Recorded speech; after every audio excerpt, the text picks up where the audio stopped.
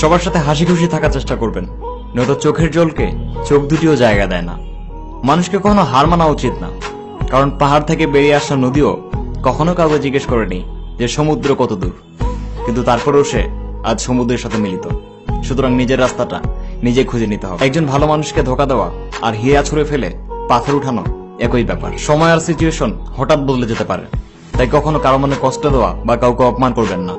আমি মানছি আপনি অনেক শক্তিশালী, কিন্তু সময় আপনার থেকে অনেক শক্তিশালী। আর কাউকে মিথ্যে আশা দিয়ে হাসানোর থেকে সত্য বলে কাঁদানো অনেক ভালো।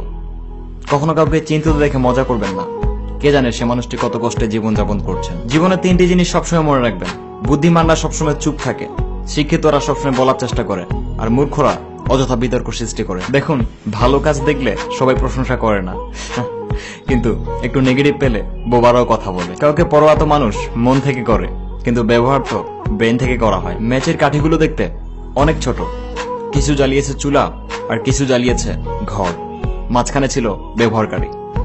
নিজেকে প্রশ্ন করুন, আপনাকেও কেউ ব্যবহার করছে কিনা। আর টাকা মানুষকে উপরে নিয়ে যেতে পারে, কিন্তু মানুষ কখনো টাকাকে উপরে নিয়ে যেতে পারে না, কারণ সাথে যায় শুধু কাফন, আর কাফনেরও পকেট নেই। মানুষ বলে নেচার আর সিগনেচার নাই কখনো বদলায় না, বাস একটি চোটের দরকার।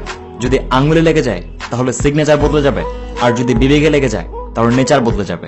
ডিসিশন আপনার, আপনি কোথায় লাগাবেন। Signing off.